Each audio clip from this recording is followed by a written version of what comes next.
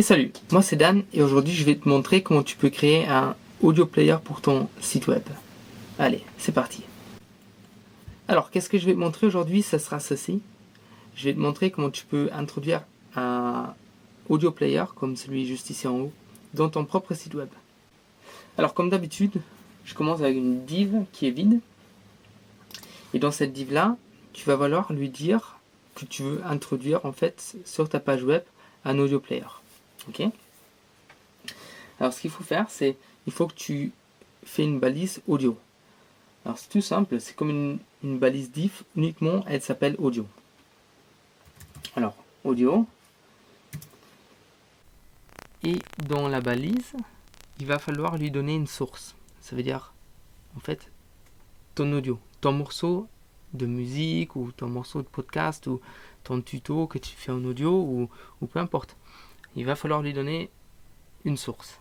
Alors ça, tu le fais comme avec les images.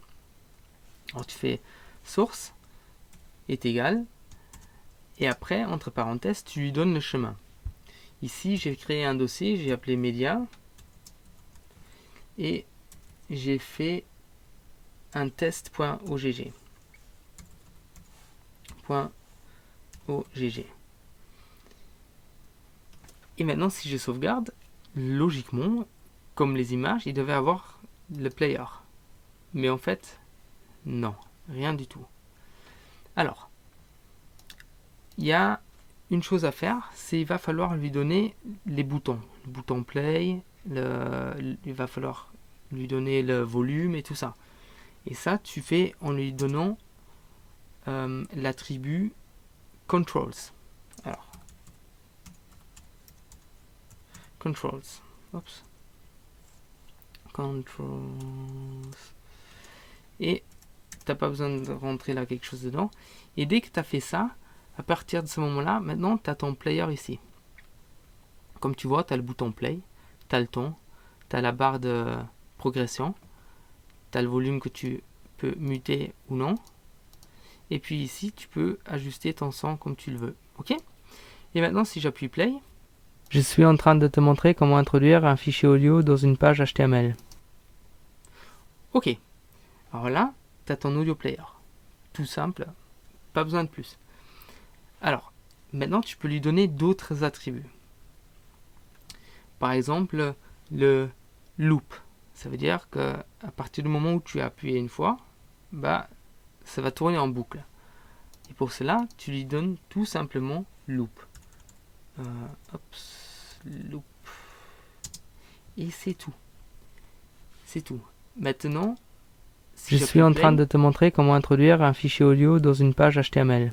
Je suis en train de te montrer comment introduire un fichier audio dans une page HTML. Je suis en train de te montrer comment introduire... J'appuie. Stop. Maintenant, ça s'arrête.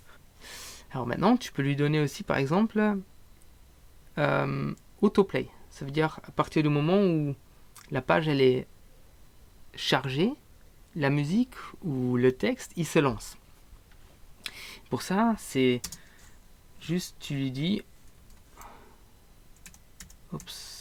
auto play là et c'est tout. Et maintenant, je suis en train de te montrer comment introduire un fichier audio dans une page HTML. Je suis en train de te montrer comment introduire un fichier audio dans une page HTML. Je suis en train de te montrer comment introduire un fichier.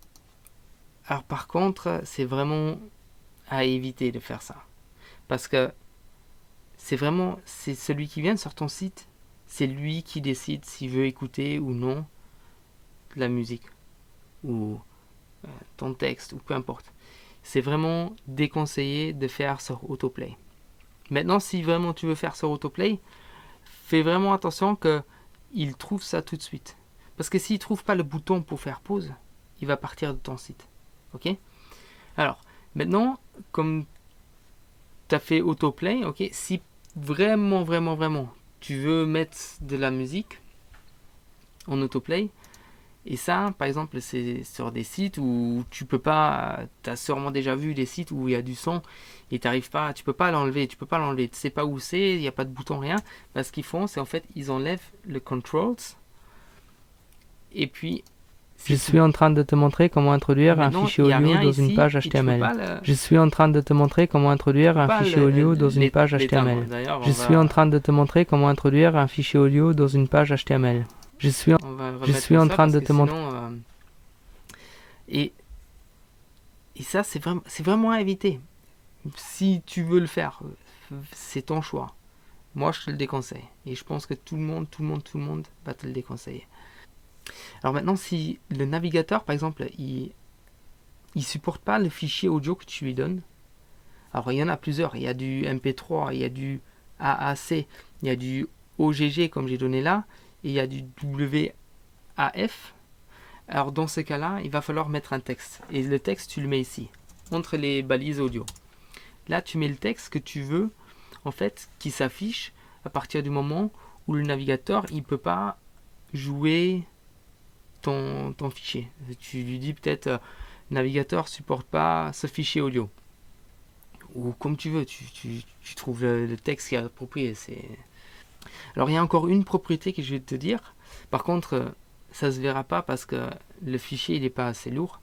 Mais je sais pas si tu as vu sur YouTube, par exemple, quand tu regardes une vidéo, la barre elle s'avance, elle est rouge. Et juste en dessous de la barre rouge, il y a une barre qui est grise.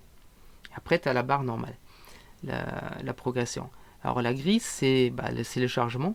Et ça, tu peux lui dire aussi. Par exemple, si tu as un fichier qui est vraiment lourd, je sais pas, peut-être 1 heure de podcast ou peu importe. Et tu veux que le navigateur, il lance ton fichier audio uniquement à partir du moment où il est chargé. Dans ce cas-là, tu dis preload auto.